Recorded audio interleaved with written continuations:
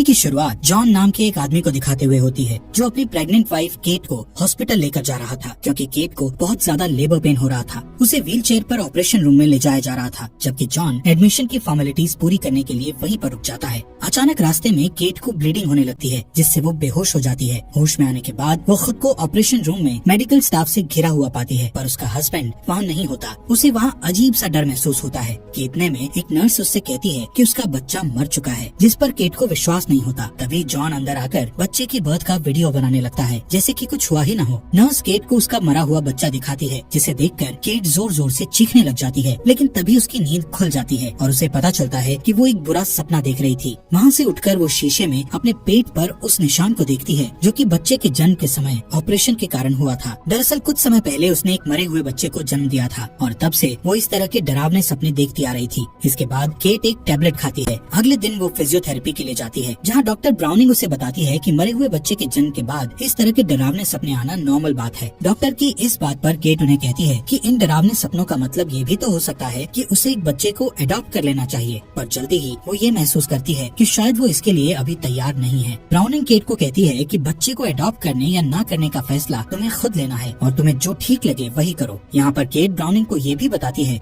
कि वो कुछ दिन पहले अल्कोहल खरीदने शॉप पर गई थी, बट वहाँ पर उसने ऐसा नहीं किया, जिसके रिप्लाई में ब्राउनिंग कहती है कि ये तो बहुत अच्छी बात है। इसके बाद यहाँ से केट अपनी बेटी मैक्स को स्कूल से लेने चली जाती है। यहाँ पर हमें पता चलता है कि मैक्स बहरी है। घर लौटते वक्त ट्रैफिक लाइट से ध्यान हटने के कारण उनका एक्सीडेंट होते होते बचता है। घर आकर कुछ टाइम बाद केट पियानो बजाती हुई म्यूजिक कंपोज कर रही थी, लेकिन बाहर से आने वाले शोर के कारण उसको म्यूजिक कंपोज करने में बहुत परेशानी हो रही थी। इसलिए वो बाहर आकर देखती है कि मैक्स एक बास्केटबॉल को दीवार पर मार रही है, जिससे वो उसे डांटने लगती है। यहाँ पर मैक्स केट से इसके लिए माफी मांगती है कि तभी जॉन अपने बेटे डैनियल के साथ घर आता है और वो तीनों मिलकर बास्केटबॉल से खेलने लगते हैं। रात को जब केट मैक्स को सुलाने जाती है तो मैक्स उसे कहानी सुनाने को कहती है, जिस पर केट उसे एक मरे हुए बच्चे की कहानी सुनाती है। मैक्स उससे पूछती है कि क्या उसे एक नई बहन मिल सकती है, जिसका केट कोई जवाब नहीं देती और बेड पर सोने से पहले वो एक और टैबलेट लेती है। बेड पर वो जॉन को कहती है कि उसने एक बच्चे को अडॉप्ट करने का डिसीजन लिया है। अगले दिन वो दोनों एक ऑर्फनेज यानी अनाथालय में जाते हैं, जहाँ उनको सिस्टर अबिगेल मिलती है, जो उनसे कहती है कि अपने आसपास देखकर जो भी बच्चा उन्हें पसंद आए तो मुझे आकर बता देना। केट फर्स्ट फ्लोर पर रुककर छोटी लड़कियों को खेलते हुए देखने लग जाती है, जबकि जॉन सेकंड फ्लोर पर चला जाता है। वो एक बच्ची को गाना गाते सुनकर उसके रूम में जाता है और देखता है कि वो बच्ची गाना गाते हुए एक पेंटिंग बना रही थी। इस बच्ची का नाम ईस्टर था। ईस्टर जॉन को अपनी पेंटिंग के बारे में बताने लग जाती है। इतने में केट सिस्टर अबिगेल के साथ वहाँ आ जाती है। अबिगेल उनका आपस में इंट्रोडक्शन कराती है, जिसके बाद जॉन और केट ईस्टर से बात करने लगते हैं। ईस्टर उन्हें कहती है कि कोई भी उससे बात नहीं करता, क्योंकि वो सबसे अलग है। यहाँ पर जॉन और केट उसे पसंद कर लेते हैं और अबिगेल से उसे अडॉप्ट करने के बारे में बात करते हैं। वो उन्हें बताती है कि ईस्टर रशिया से आई थी और जो आदमी उसे लेकर आया था वो घर में आग लगने से मर चुका था। वो कहती है कि ईस्टर एक बहुत प्यारी लड़की है। इसके 3 हफ्तों के बाद केट और जॉन अबिगेल को गुड बाय कहकर ईस्टर को उस अनाथालय से ले जाते हैं। कार से जाते हुए रास्ते में केट ईस्टर को साइन लैंग्वेज सिखाने लगती है और जब वो लोग घर पहुँचते हैं तो मैक्स ईस्टर को देखकर बहुत खुश होती है। ईस्टर तुरंत उसे अपना इंट्रोडक्शन देने लगती है। यहाँ पर केट उसे बताती है कि मैक्स लोगों की लिप्स पढ़ सकती है। घर के अंदर आकर ईस्टर ग्रैंडमा बारबरा और डैनियल से मिलती है। उस रात सभी उसे वेलकम गिफ्ट करते हैं, सिवाय डैनियल के, क्योंकि उसे ईस्टर से जलन हो रही थी, खासकर तब जब वो जॉन को थैंक्स कहने के लिए उसके गले लगती है। अगले सीन में हम देखते हैं कि डैनियल अपने दोस्तों के साथ ट्री हाउस में बैठकर गंदी किताबें पढ़ता है। ईस्टर और मैक्स स्नो में खेलने लगते हैं। घर के अंदर बारबरा और केट मैक्स के बारे में बातें करने लगते हैं। साथ ही बारबरा उससे कहती है कि ईस्टर के घर में सेटल होने के बाद वो अपना टीचिंग का काम फिर से शुरू कर दे, पर वो उसके जवाब से निराश हो जाती है। उस रात केट अपने बेड पर जाने को होती है कि तभी जोर का तूफान आने लगता है। ईस्टर उठकर मैक्स के रूम में चली आती है। जब जॉन और केट प्यार कर रहे होते हैं कि उन्हें दरवाजे पर दस्तक सुनाई देती है। दरवाजा खोलने पर उन्हें दोनों बच्चियां दिखाई देती हैं, जो तूफान से डरकर उनके पास सोने चली आई थी। ईस्टर जॉन के पास सोती है। अगले दिन सुबह वो सब स्कूल के लिए निकलने वाले होते हैं कि ईस्टर फैंसी ड्रेस पहनकर नीचे आती है, जिसे देखकर बच्चे हंसने लगते हैं। केट उससे पूछती है कि क्या वो सचमुच उन कपड़ों में स्कूल जाना चाहती है, तो वो उसे कहती है कि दूसरों से अलग दिखने में कोई बुराई नहीं है। फिर स्कूल पहुंचने पर उसकी क्लास टीचर उसका स्वागत करती है, पर एक स्टूडेंट उसका मजाक उड़ाती है। उस दिन मैक्स और ईस्टर ठंड में जमी हुई झील पर खेलते हैं और केट आकर उन्हें डांटती है और कहती है कि वहाँ खेलना मना है। उधर डैनियल अपने पेंट बॉल गन से खेलते हुए एक कबूतर को गलती से शूट कर देता है। वो कबूतर घायल होकर गिर जाता है। ईस्टर और मैक्स उसके पास आते हैं और उसे अपसेट देखकर ईस्टर उसे एक बड़ा सा पत्थर देकर उसके दर्द से छुटकारा दिलाने के लिए कहती है, पर डैनियल इनकार कर देता है। तो ईस्टर खुद उस कबूतर को पत्थर से मार डालती है। बाद में ईस्टर नहाने चली जाती है। केट जब रूम में धुले हुए कपड़े रखने जाती है तो देखती है कि ड्रॉवर में एक पुराना बाइबल अटका हुआ है। वो उसे निकाल कर देखती है तो उसमें एक आदमी का फोटो मिलता है। ईस्टर बाथरूम से निकलकर उसे देख लेती है। स्कूल में ईस्टर की वजह से डैनियल के फ्रेंड्स उसका मजाक उड़ाते हैं, इसलिए वो चिढ़कर उसे धक्का दे देता है, जिससे उसके बुक्स बिखर जाते हैं। जब वो उन्हें उठाने लगती है तो उसके क्लास की एक लड़की को उसका बाइबल गिरा हुआ मिलता है। वो दोनों उस बाइबल को लेने के लिए छीना झपटी करते हैं कि वो उछलकर जमीन पर गिर जाता है। ईस्टर उसे जल्दी से उठा लेती है, पर उस लड़की का हाथ उसके चोकर पर चला जाता है और वो उसे डॉगी कहकर बुलाती है। इस पर ईस्टर जोर से चीखती है। बाद में घर पर केट उसे पियानो बजाना सिखाती है। फिर वो स्कूल में हुई घटना के बारे में उससे पूछती है, पर वो उस बारे में कोई बात नहीं करना चाहती थी। तब केट उसे एक स्क्रैप बुक देती है जो उसने उसके लिए बनाना शुरू किया था। ईस्टर उससे उसके मरे हुए बच्चे के बारे में पूछती है। केट उसे सारी बातें बताती है और उसे गुलाब की वो झाड़ी भी दिखाती है जहाँ उन्होंने उसकी राख को बिखेरा था। डिनर के बाद बच्चों को सुलाकर केट और जॉन किचन में ही रोमांस करने लगते हैं कि अचानक ईस्टर वहाँ आ जाती है। अगले दिन सुबह केट ईस्टर से इस बारे में बात करना चाहती है, पर वो पेंट करती हुई बेफिक्र दिखाई देती है और केट से एफ वर्ड का यूज करते हुए कहती है कि वो ये सब जानती है। बाद में केट और जॉन इस पर बात करते हैं और केट कहती है कि उसे किसी थेरेपिस्ट के पास ले जाना चाहिए। इस पर जॉन को लगता है कि सिर्फ एक गंदे वर्ड के लिए बच्चे को थेरेपिस्ट के पास ले जाना ओवर रिएक्ट करना होगा। कुछ देर बाद जॉन दोनों लड़कियों को लेकर पार्क जाता है। वहाँ जब वो झूले में झूल रही होती है तो उनकी नेबर आकर जॉन से फ्लर्ट करने लगती है। इस बीच ईस्टर को परेशान करने वाली लड़की भी वहीं आ जाती है। ईस्टर का ध्यान उनकी नेबर और जॉन की तरफ रहता है, लेकिन ईस्टर की दुश्मन को ईस्टर से डर लगता है। वो खेलने के लिए कैसल में जाने से पहले ईस्टर की तरफ देखती है। वो जब स्लाइड से नीचे जाना चाहती है तो ईस्टर अचानक उसे धक्का देकर गिरा देती है, जिससे उसका पैर टूट जाता है। मैक्स ये सब देख लेती है। रात को डिनर के वक्त जॉन उस घटना के बारे में ईस्टर से पूछता है। तब मैक्स उसे बताती है कि वो लड़की फिसलकर गिर गई थी। खाने से पहले ईस्टर और मैक्स दोनों प्रेयर करते हैं। ईस्टर डैनियल से भी अच्छा साइन लैंग्वेज समझती थी। इससे डैनियल को बुरा लगता है और वो उसे चिढ़ाता है, और जब उसके पेरेंट्स उसे डांटते हैं तो वो गुस्से में वहाँ से चला जाता है। जॉन सजा के तौर पर उसके ट्री हाउस में ताला लगा देता है। अगले सीन में हम देखते हैं कि केट उन दोनों लड़कियों के साथ एक स्टोर में शॉपिंग कर रही होती है कि तभी सिस्टर अबिगेल की कॉल आ जाती है। केट जब ईस्टर से बात करने को कहती है तो वो मना कर देती है। फिर वो सिस्टर को अब तक हुई सारी घटनाओं के बारे में बताती है। इधर मैक्स केट के होठों को पढ़कर ईस्टर को वो सारी बातें बताती है जो केट सिस्टर से कर रही थी। उस रात ईस्टर परफेक्ट पियानो बजाती है, जिसे देखकर केट हैरान रह जाती है। वो उससे कहती है कि अब तक उसने ये नाटक क्यों किया कि उसे पियानो बजाना नहीं आता। इस पर ईस्टर कहती है कि उसने अपने फायदे के लिए झूठ बोला था। उस रात केट और जॉन में ईस्टर को लेकर काफी बहस होती है, जिसे सुनकर दूसरे रूम में ईस्टर बहुत खुश होती है। एक दिन सिस्टर अबिगेल उनके घर आती है और वो केट और जॉन से ईस्टर के पास्ट के बारे में कुछ बातें बताती है कि उसने पहले भी कुछ बच्चों को चोट पहुंचाई थी, पर उसके खिलाफ पुख्ता सबूत न होने की वजह से वो श्योर नहीं है। ईस्टर उनकी सारी बातें सुन लेती है और मदद के लिए मैक्स के पास जाती है। वो उससे कहती है कि अगर उसने उनकी मदद नहीं की तो वो बुरी औरत उसे वापस ले जाएगी। इधर केट को अबिगेल की बातें सही लगती हैं, जबकि जॉन को लगता है कि वो ओवर रिएक्ट कर रही है। केट उसे थेरेपिस्ट के पास ले जाने को कहती है, जिसे जॉन मान लेता है। ईस्टर मैक्स को ट्री हाउस की चाबी लाने के लिए कहती है और सेफ से जॉन की गन निकाल लेती है। वो उस गन से एक को छोड़कर बाकी सब बुलेट्स निकाल लेती है। उस गन को वो मैक्स के ऊपर पॉइंट करती है, जिससे वो बुरी तरह डर जाती है। अब हम देखते हैं कि सिस्टर अबिगेल जब अपनी गाड़ी में उनके घर से निकलती है, तब ईस्टर मैक्स को एक ब्रिज पर ले जाती है और कहती है कि वो लोग उसे इतना डरा देंगे कि वो दोबारा यहाँ कभी नहीं आएगी। जैसे ही कार ब्रिज पर पहुँचती है, वो मैक्स को धक्का देकर सड़क पर गिरा देती है। अबिगेल की गाड़ी उस पर चढ़ने ही वाली होती है कि वो गाड़ी मोड़कर उसे बचा लेती है। मैक्स को रोता देखकर वो उसे उठाने जाती है, तभी ईस्टर उस पर हथौड़े से हमला कर देती है और उसे रोड से हटाने के लिए मैक्स से हेल्प करने को कहती है। वो दोनों उसे रोड से लुढ़काकर नीचे गिरा देते हैं, पर अबिगेल अभी भी जिंदा होती है, इसलिए ईस्टर उसे हथौड़े से मारकर खत्म कर देती है। फिर वो दोनों ट्री हाउस के अंदर जाते हैं, जहाँ ईस्टर अपने खून लगे कपड़े और हथौड़े को छुपा देती है। वो मैक्स को कहती है कि अगर उसने इसके बारे में किसी को भी कुछ बोला तो वो लोग उसे भी उसकी मदद करने के जुर्म में उसके साथ जेल भेज देंगे। वो मैक्स को ये भी कहती है कि वो उसे प्यार करती है। डैनियल उन्हें ट्री हाउस से उतरते हुए देख लेता है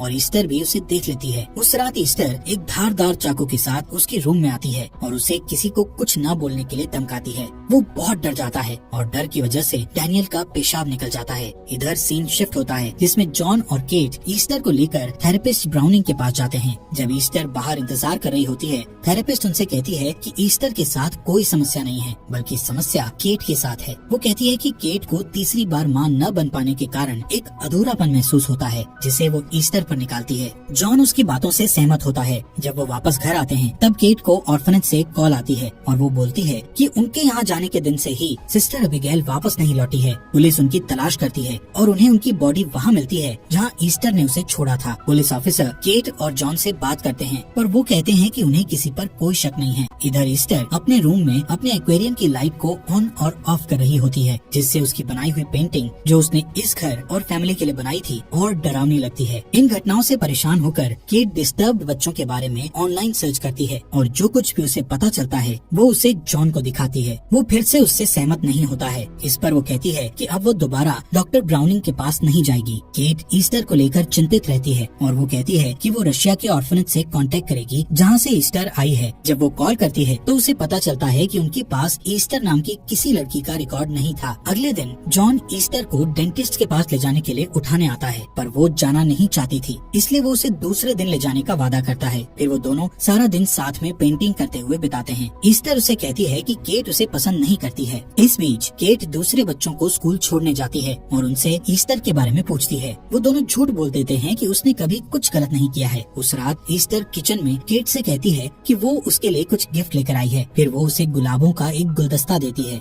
जो उसने उस जगह से तोड़ा था जहाँ इसकी बेटी की राख पड़ी थी। ये देखकर केट अपसेट हो जाती है और उसे जोर से पकड़कर झंझोड़ देती है। इस पर जॉन कहता है कि ये उसकी गलती थी। उसी रात ईस्टर गैराज में जाकर अपना हाथ तोड़ लेती है। सोने के टाइम वो जॉन को बुलाती है और कहती है कि उसका हाथ बहुत दुख रहा है। जब वो चेक करता है तो देखता है कि उसका हाथ टूटा हुआ था। वो लोग डॉक्टर के यहाँ से लौटते हैं तो वो उसे अपने बेड पर सुला देता है। जब केट अंदर आती है तो वो उस पर नाराज होता है पर केट कहती है कि उसने उसे इतनी जोर से नहीं पकड़ा था। थोड़ी देर बाद वो एक लिकर स्टोर में जाकर 2 बॉटल शराब की खरीदती है। वो थोड़ा पीने के बाद बाकी बची हुई शराब नाली में फेंक देती है। अगले दिन सुबह जब वो बच्चों को स्कूल छोड़ने जाती है तो कार से निकलते हुए डैनियल का बैग फट जाता है। केट उसकी मदद करने जाती है पर तभी ईस्टर कार को चालू कर देती है जबकि मैक्स उसके अंदर थी। केट कार के पीछे तब तक भागती है जब तक कार बर्फ के कारण रुक नहीं जाती। उस रात जॉन के कहने पर डॉक्टर ब्राउनिंग उसके घर आती है और सुबह वाली घटना के बारे में चर्चा करने पर केट उससे कहती है कि उसने कार को पार्क किया था पर मैक्स ईस्टर को बचाने के लिए झूठ बोल रही है। तब जॉन शराब की वो दूसरी बोतल उसे दिखाता है जो ईस्टर को मिला था। थेरेपिस्ट उससे कहती है कि उसने उसके लिए रिहैबिलिटेशन सेंटर में जगह बुक करके रखी है। केट शराब वाली बात उसे सच सच बता देती है पर वो लोग उसकी दोनों बातों पर विश्वास नहीं करते हैं। जॉन उससे कहता है कि वो कहानियां बनाती रही है और उसे कहता है कि अगर वो एक हफ्ते में रिहैब सेंटर नहीं गई तो वो उसे छोड़कर बच्चों को ले जाएगा। इस बीच ईस्टर मैक्स को डराती है कि अगर उसने उसके बारे में कुछ भी बोला तो वो उसकी माँ को गोली मार देगी। बाद में डैनियल जब मैक्स के रूम में आता है तो वो उसे अबिगेल और ट्री के बारे में सब कुछ बता देती है। वो कहता है कि वो ट्री हाउस से उसकी छुपाई हुई चीजें निकाल लाएगा पर ईस्टर ये सब सुन लेती है। केट रात के समय उठती है और चुपके से मैक्स के कमरे में जाती है पर अचानक ईस्टर लाइट जला देती है।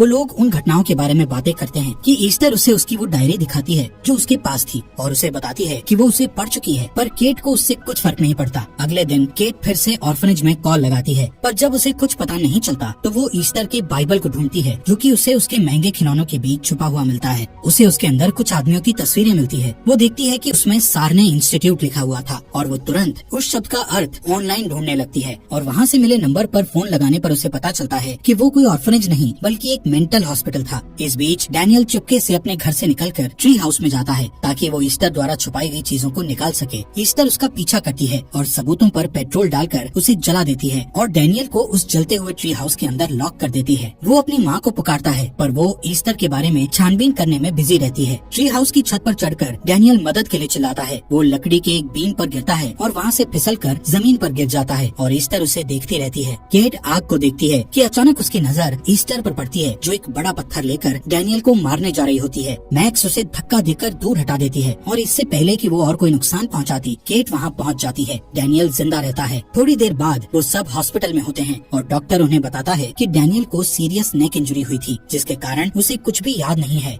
ईस्टर जॉन से डैनियल के बारे में चिंता जताती है। केट वो सारी बातें जॉन को बताती है जो उसने ईस्टर के बारे में पता किया था पर वो अभी भी केट से सहमत नहीं होता है। जब वो लोग बहस कर रहे होते हैं तब ईस्टर डैनियल के रूम में जाती है। मैक्स को ईस्टर के बारे में सब पता था, इसलिए वो उसके पीछे जाती है। ईस्टर डैनियल के मुंह पर तकिया रखकर उसे दम घोंटकर मारने की कोशिश करती है और ये देखकर मैक्स भागकर अपने पेरेंट्स को बुलाती है। डैनियल के रूम का अलार्म बजने लगता है और डॉक्टर्स उसे बचा लेते हैं। केट गुस्से में ईस्टर को थप्पड़ मारती है, पर वहाँ मौजूद स्टाफ उसे पकड़ लेते हैं और बेहोशी का इंजेक्शन दे देते हैं। इस बीच उसका एक इम्पोर्टेंट कॉल मिस हो जाता है। बाद में केट जब नींद से जागती है तो तुरंत डैनियल के बारे में पूछती है। वो जॉन से रिक्वेस्ट करती है कि वो ईस्टर को मैक्स के पास ना रहने दे। उस रात मैक्स अपने कान का हियरिंग एड निकाल देती है और उसके डैड चादर से लपेट कर उसे सुला देते हैं। ईस्टर उसे गुड नाइट कहने के बहाने अंदर आती है और उसका हियरिंग एड उठा लेती है। जॉन लिविंग रूम में बैठा शराब पी रहा होता है। तभी ईस्टर एक बड़ी औरत के जैसे कपड़े पहनकर उसके पास आकर उसके बगल में बैठ जाती है। जॉन को कुछ समझ में नहीं आता।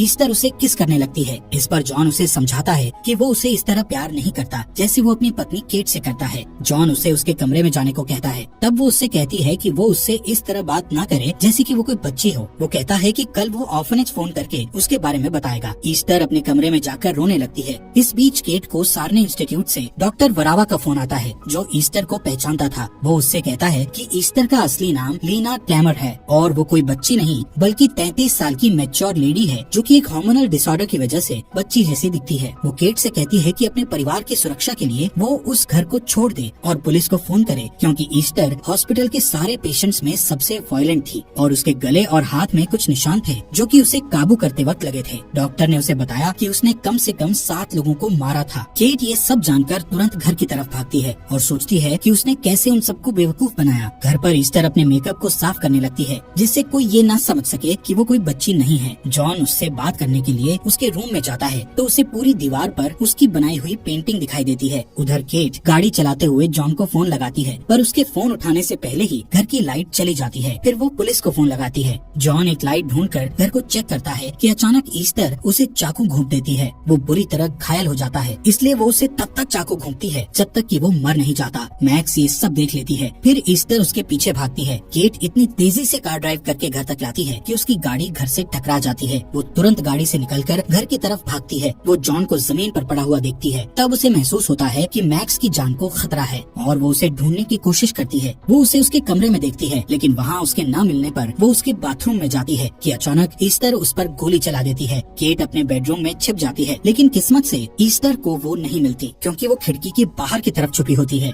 मैक्स बाहर गार्डन में छिपी होती है और ईस्टर उसे ढूंढते हुए वहाँ तक पहुँच जाती है। केट उसे छत के शीशे से देखती है कि तभी ईस्टर उसे देखकर उस पर दोबारा गोली चला देती है। तब उसे मैक्स भी दिखाई देती है और वो उसे देखकर उस पर भी गोली चलाती है। मैक्स बच जाती है क्योंकि केट शीशे की छत को तोड़कर ईस्टर के ऊपर गिरती है। कुछ देर बाद मैक्स केट को जगाती है। वो उठकर गन उठाती है और मैक्स को गोद में लेकर जंगल की तरफ चली जाती है। इतने में पुलिस वहाँ पहुंचकर घर के अंदर जाती है, पर ईस्टर वहाँ नहीं होती। ईस्टर हाथ में चाकू लेकर केट और मैक्स के पीछे भागती है। फिर वो दोनों जमी हुई झील पर गिर जाती हैं और लड़ने लगती हैं। ईस्टर बेरहमी से उसे मारती है। मैक्स गन उठाकर गोली चलाती है, जिससे बर्फ टूट जाता है और झील में एक गड्ढा बन जाता है। वो दोनों उसमें गिर जाती है। वो तब तक लड़ती है जब तक कि केट ईस्टर को बेबस नहीं कर देती। जब केट उससे बाहर निकलने लगती है तब ईस्टर फिर से उसे पकड़ लेती है और उससे अपनी जान बचाने के लिए रिक्वेस्ट करती है, पर केट उसे लात मारकर वापस झील में गिरा